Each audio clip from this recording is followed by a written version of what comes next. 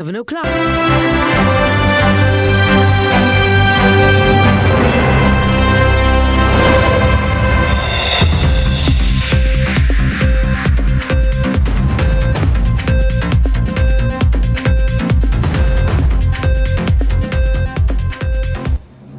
Tonight on CVM News at 7, Granville bloodshed. A deeper look into the fatal shooting of Latoya Bulgin.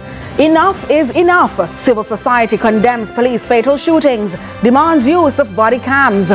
Give us more time. Cabinet holds off on fare increase. Clansman gang trial takes a new turn as 2 witnesses recalled. In Small Biz Big Dreams, we talk to a woman who's been stirring up a dream. And in sports, JFC teams continue quest for Popeye's Challenge Cup.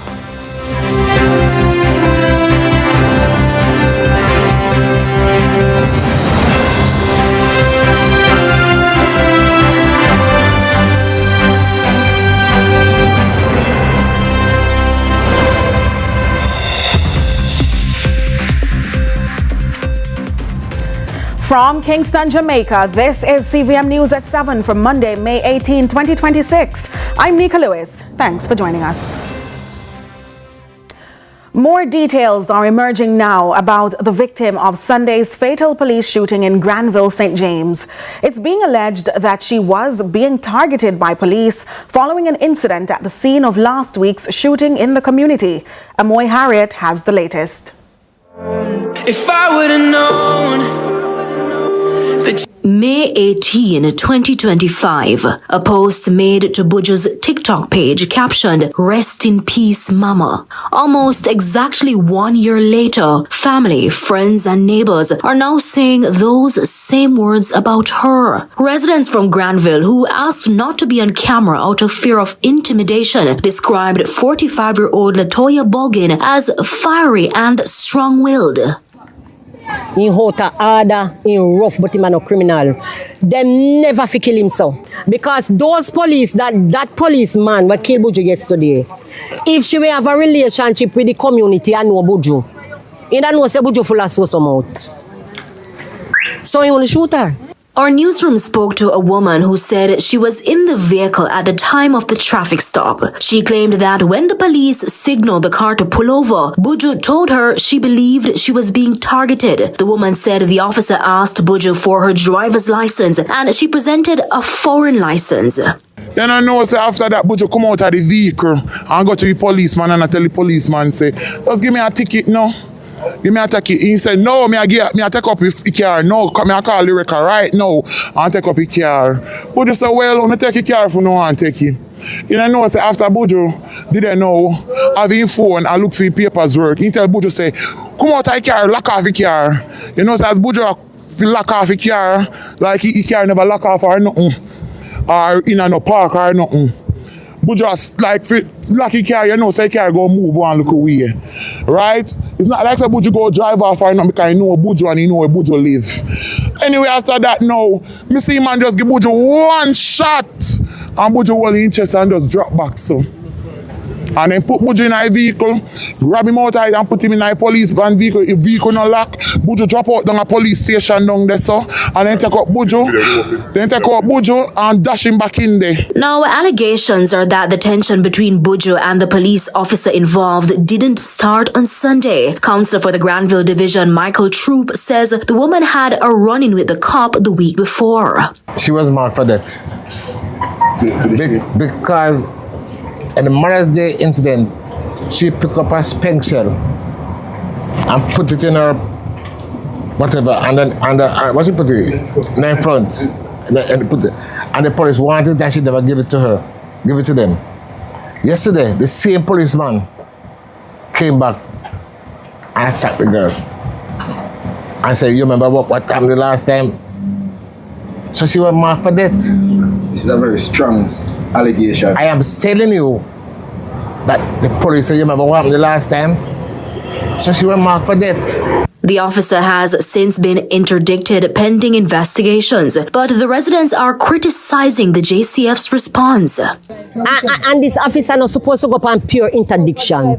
If he fire from the force, and he must be charged for murder.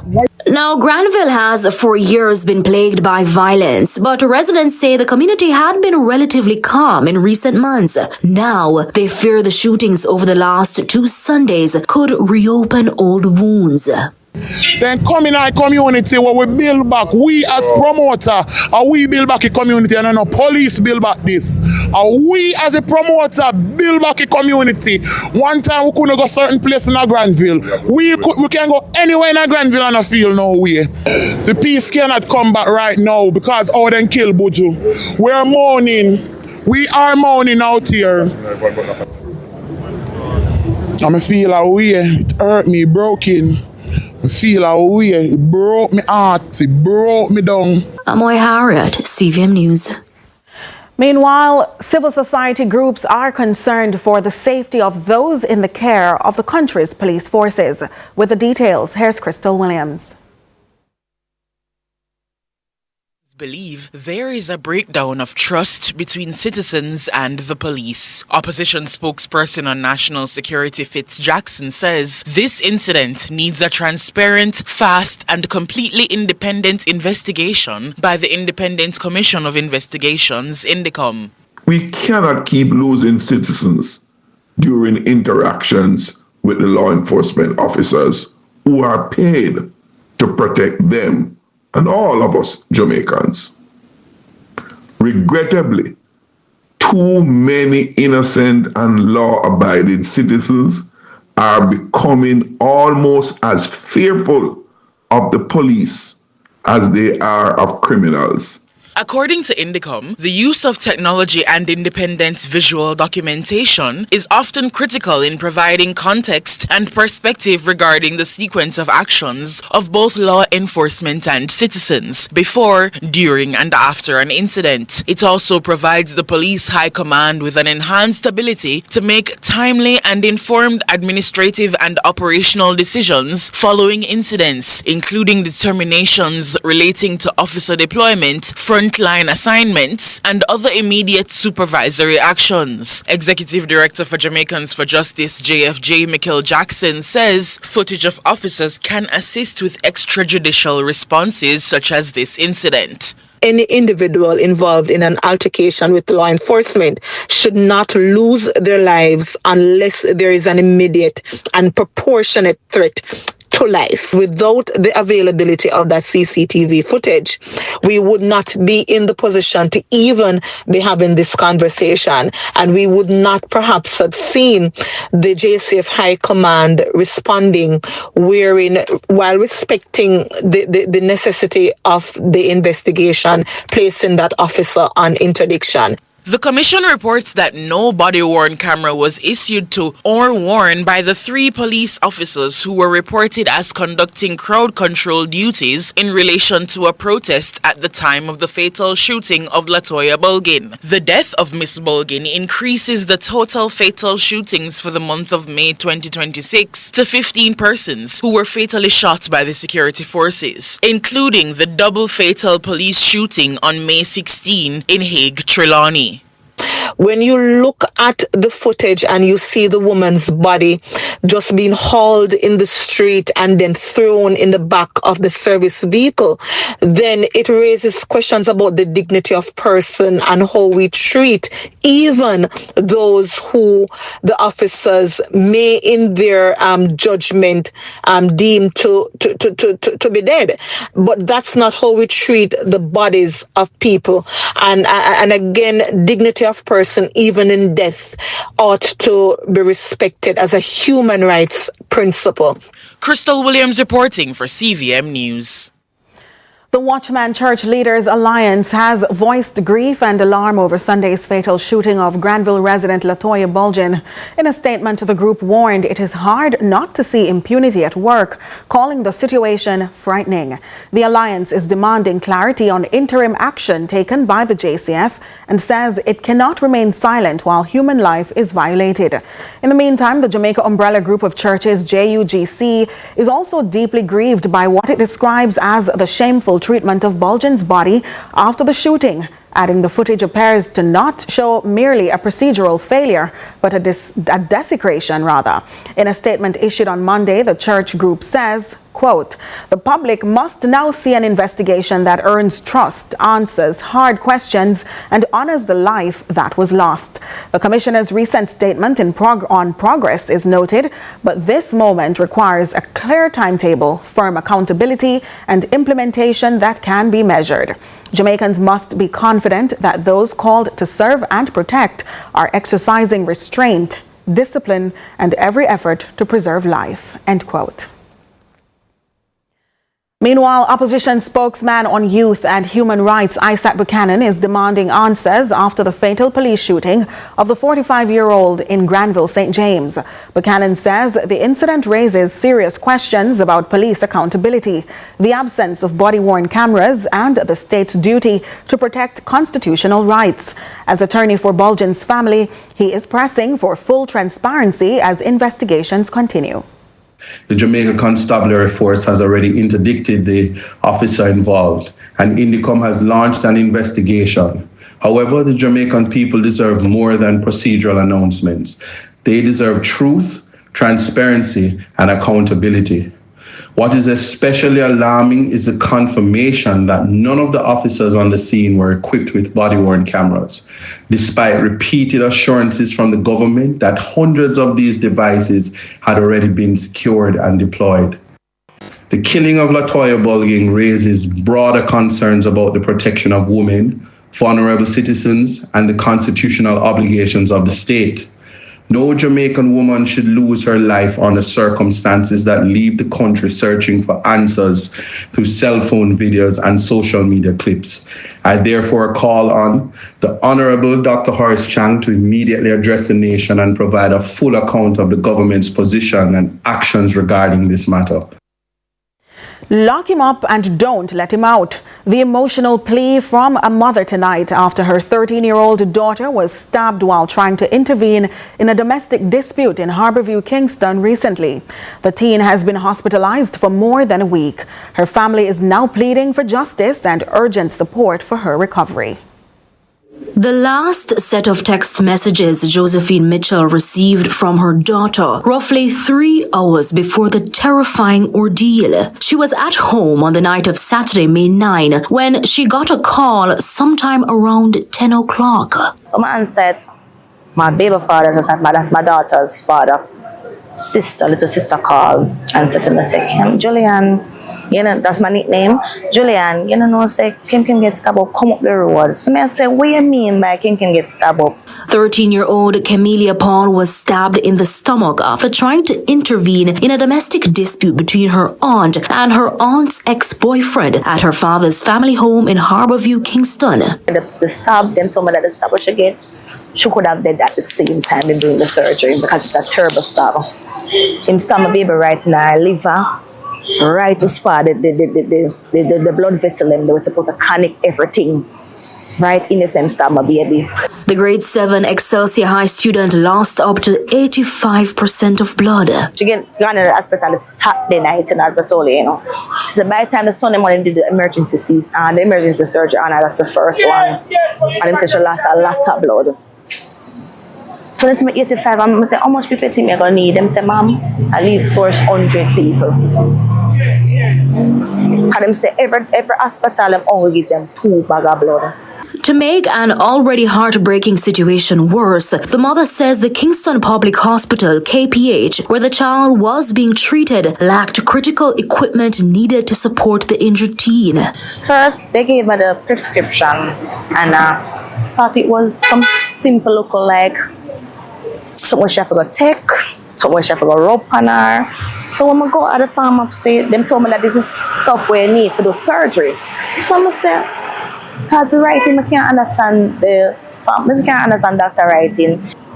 I didn't even know till when time I go to the pharmacy them don't deal with these stuff. But I forgot to a medical place where they deal with equipment. Some say equipment, some reach at the medical office and hear the price.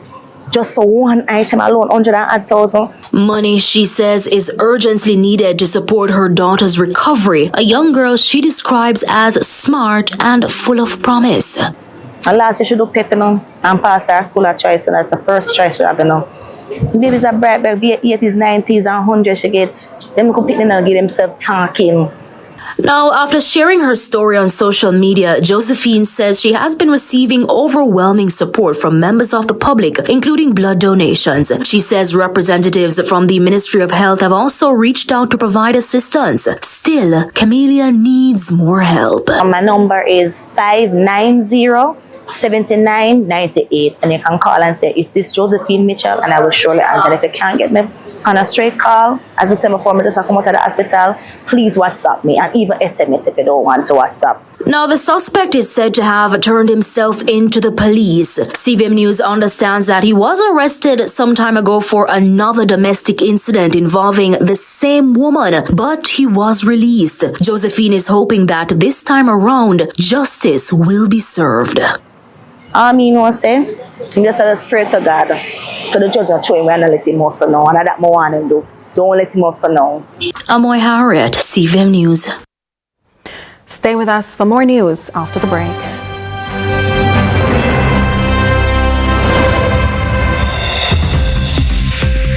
There's nothing like a Jamaican greeting. Hello. Blessings. Yo, man them.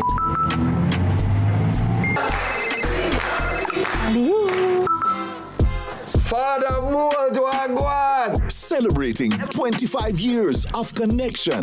Every call, every click, every message, and every shared moment. Digicel, powered by you, connected by us. Already have a T-tag for your vehicle? Just top it up and go through. You can now conveniently add funds to your T-tag on WhatsApp. Just save our T-tag WhatsApp number 876-355-3336 and send us a message when you want to top up. Top up your T-tag and continue to go through quicker and cheaper on Transjam highways.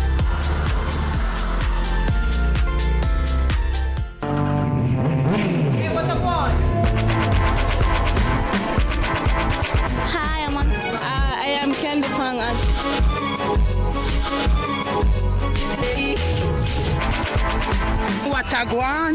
Watagwan. Datagwan pa. Watagwan. Watagwan. Watagwan. Mondays, Wednesdays, and Fridays at 8 a.m., 1:30 p.m., and 10 p.m. on CVM TV. Datagwan pa. Watagwan.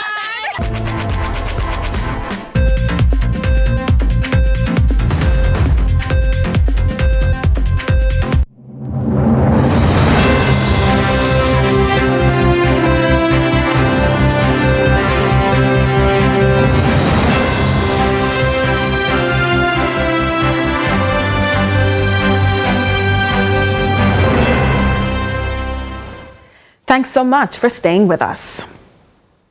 The Jamaica Constabulary Force, in its latest Force for Good podcast, revealed a massive drop in the national murder rate. Assistant Commissioner of Police Dr. Gary Mackenzie credits scientific targeting for dismantling gang networks and restoring public order. More in this report. Drop in the nation's murder rate over the last 2 years is being credited to precision and data-driven policing. Speaking on the Force for Good podcast, inside the strategic operation, Assistant Commissioner of Police in charge of Stratops, Dr. Gary Mackenzie, revealed that homicides plummeted over 1,300 in 2023 down to 673 in 2025. Sustaining these reductions long-term, he argues, hinges on maintaining public trust. We have been making tactically, technologically, and in terms of the information and intelligence we have.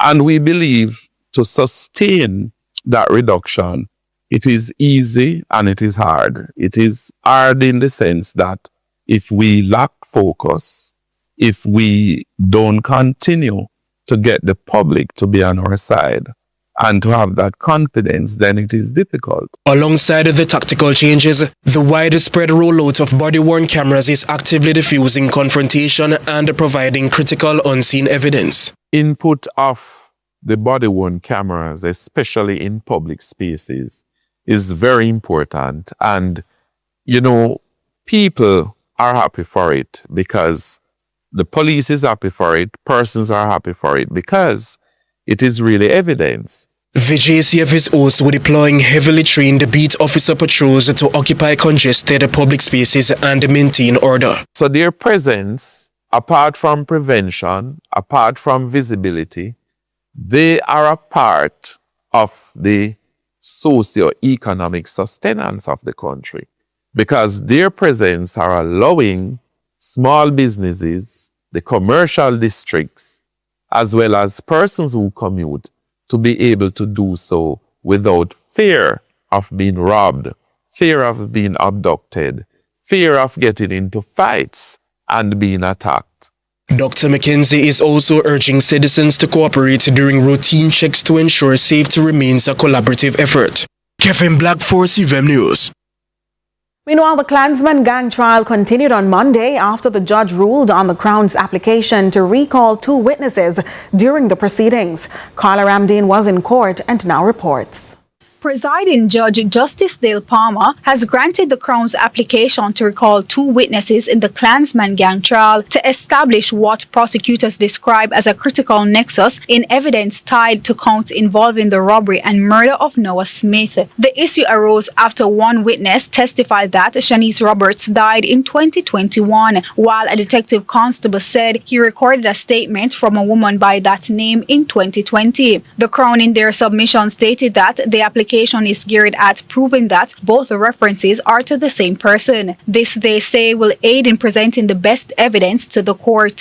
In granting the application, the judge ruled that the recall must be limited solely to the nexus issue. The Crown will not be allowed to rehearse or delve into the contents of Shanice Roberts' statement, nor seek to rehabilitate the evidence of the detective constable. Additionally, before each witness is recalled, the prosecution must identify the specific areas it intends to cover. The defense was also granted full liberty to cross-examine each witness on matters arising from the recall, including issues fairly connected to the reliability of the nexus evidence, the witness's earlier testimony, and questions surrounding the name of the maker of the statement. Justice Palmer noted that the issue was included despite his earlier ruling not to have one of the witnesses recalled to clarify the spelling of Shanice Roberts' name. Now the defense is able to pose that question to the witness, as the witness will be available. He said he would hear further submissions on whether the evidence would ultimately be helpful. The witnesses are to be subpoenaed,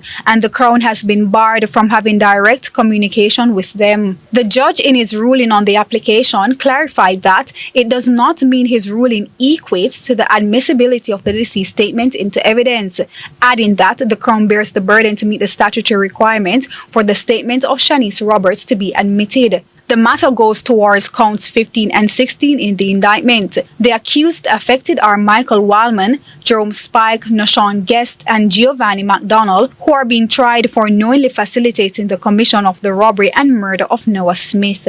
Carla Ramdeen, CVM News. In other news now, Cabinet will by June 1 rule on the long-standing fare increase request from public passenger operators. So says Transport Minister Darrell Vaz during Monday's meeting at the Halfway Tree Transport Center. The minister warns a 16% hike earlier would have hit Jamaicans hard amid rising fuel costs and inflation. Natasha Williams was at the meeting. In 2023, the government approved a 35% fare increase to public passenger vehicle operators, but only 19% of that was granted, with the remaining 16% to be issued in April 2024. Due to a leaked voice note on Saturday threatening strike action among operators, it resulted in a meeting between the Transport and Finance Ministry and operators about the way forward here at the Transport Center. Transport Minister Darrell Vaz has promised operators that a final decision on the 16% fare increase will be announced in 2 weeks. So we are going to send out that submission today, and in discussions with Minister Williams, she has asked for 2 weeks before we can bring the submission to Cabinet for a final determination. So it means that Cabinet decision, that Cabinet submission will go to Cabinet on Monday, June the 1st. In addition to the long-standing 16% fare increase, the transport operators are also due another fare adjustment from November 2025. But Finance Minister Favor Williams is imploring a little more patience. We may be asking for it to be done in two tranches. I know everybody is expecting all at one go, but remember, we all live in Jamaica. We're all experiencing the higher oil prices. If we increase the transportation sector even more all at once, it's just going to have a ripple effect through the economy. And you yourselves are going to see it when you go to the supermarket. So we're asking for forbearance from everyone, knowing that the government has been subsidizing the prices. We've not been letting through 100% of the increase that Petrojam is bearing. However, President of the Transport Operators Development Sustainable Services, TODS, Edgerton Newman, is hoping that the government will not consider a phased rollout of the long-awaited 16% offer. I heard maybe getting the 16% in two parts. I'm begging not to have that consideration. Waiting too long for 16%. We might end up in June getting 8 plus 8.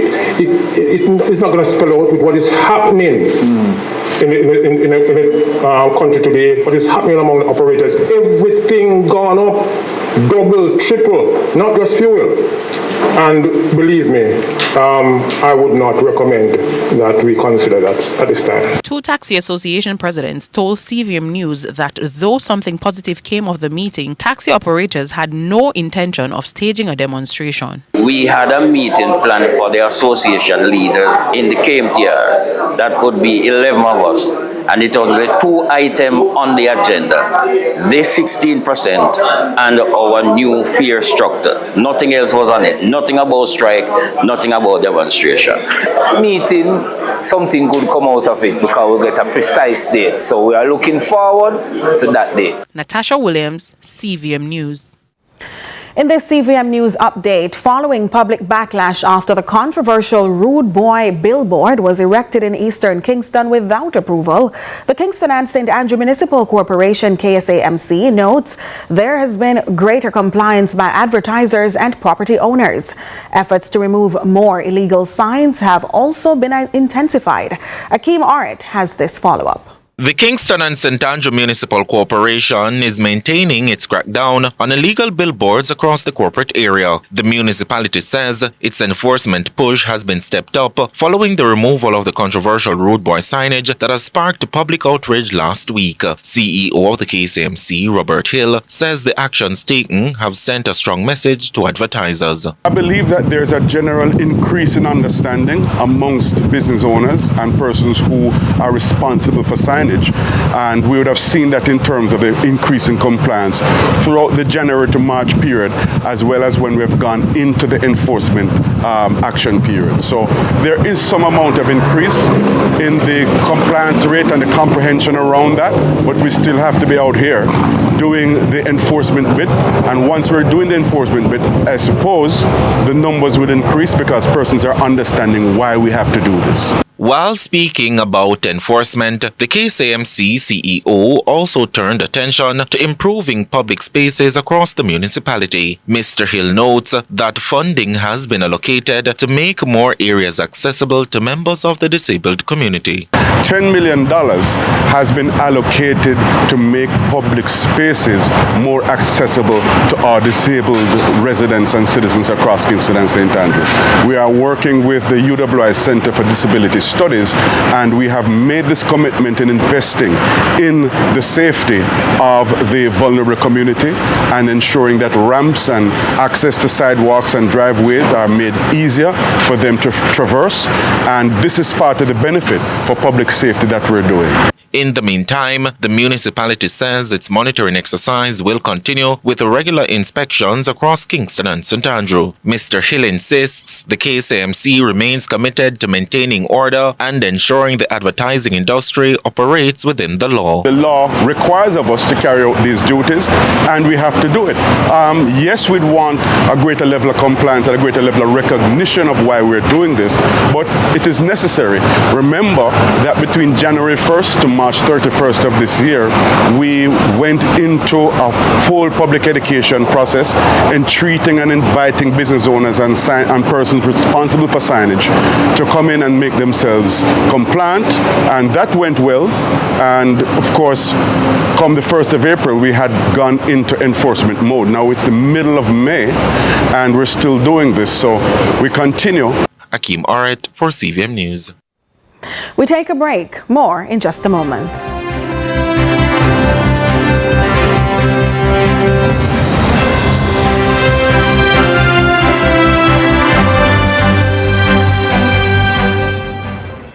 Say yes to the new onion ring zinger from KFC. The time by KFC is 7:30.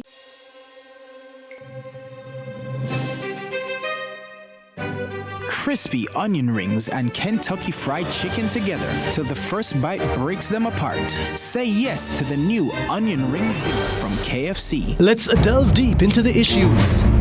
We'll take you beneath the surface. Greetings and salutations. My name is Orville Higgins, and it's another edition of Fan Central. Talking to the people at the heart of the top sporting stories. Hear from your favorite sportsmen and women and the administrators who work tirelessly to make it all happen. It's live sports talk. I've written an entire article. Yes. Looking at all the major issues every Tuesday at 9 p.m. It's Fan Central.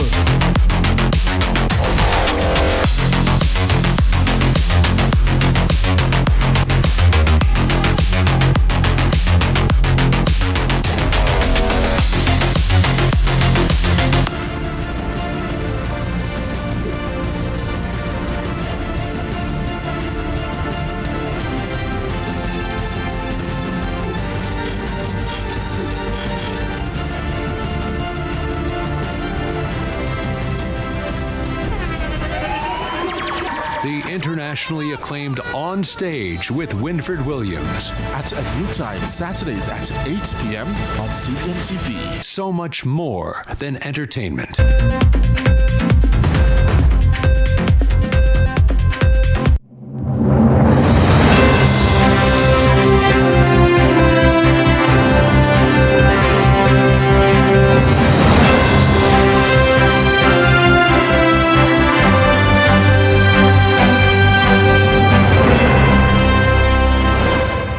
Welcome back. We're still in the local segment.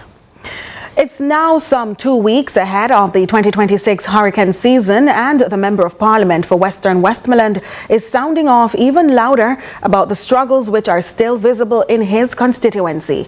Akeem Harriott has more.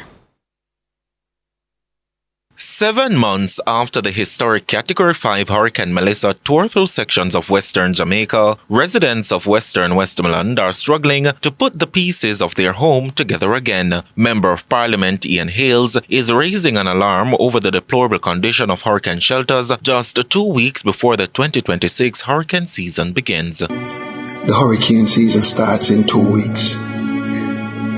Most of the shelters in western Jamaica are still without a roof. Most of our churches are still without a roof. Most of our schools are still being repaired, and some not getting repaired at all.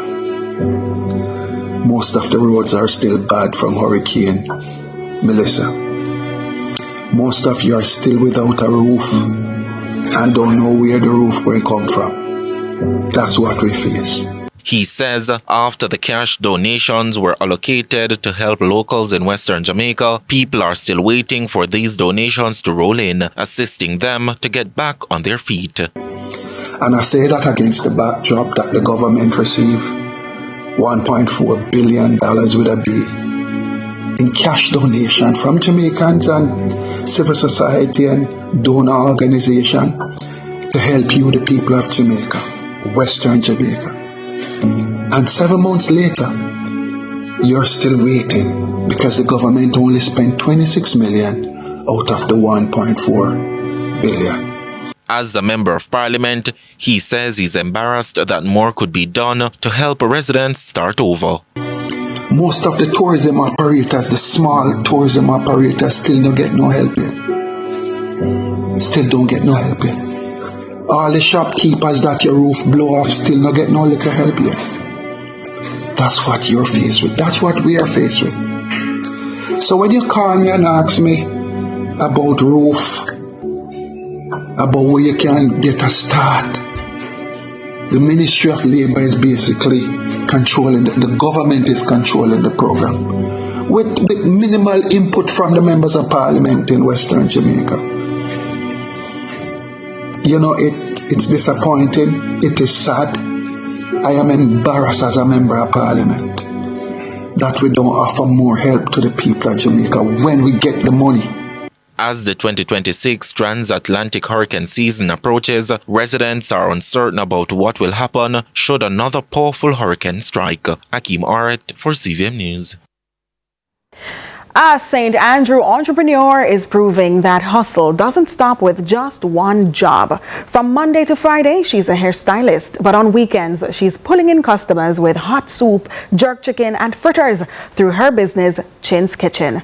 Our reporter Kevin Black has her story in this week's edition of Small Biz, Big Dreams.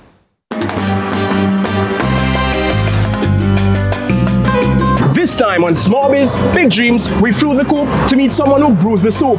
This is Small Biz, Big Dreams. Charlotte Anderson started Chin's Kitchen in January this year along Whitehall Avenue in St. Andrew. The business offers jerk chicken, soup, fritters, festival, and porridge. A move she says came from a simple decision to take a chance on herself. I was at the bar with my sister and I said, I need to start a business, and I just say, you know what, I'm going to start jerk chicken and soup since there's nobody do it on the Whitehall. Yes. And I just get up one week and just buy the things and start. It was amazing. And I come from the community, so most people come and support me because of that. Vehicle pass by soup, by chicken, because as I said, no one on the stretch do it. During the week, Charlotte works as a hairdresser, but on weekends she transforms into a food vendor, building her business one step at a time. She says even without having all the necessary equipment at the start, she remained determined to make it work. I didn't have nothing, no jerk pan, no nothing. I just said, I'm going to start and borrow a pan, and I went to the man and I just said, hello, I'm going to buy the pan, and he just sell me the pan. I'm just start by table, tent, everything. It tastes good, good quality, good customer service. Everything is right. It's rich. It's having peanut, peas, corn, dumpling, cow skin, chicken foot and beef, Irish carrot and everything. It's very rich.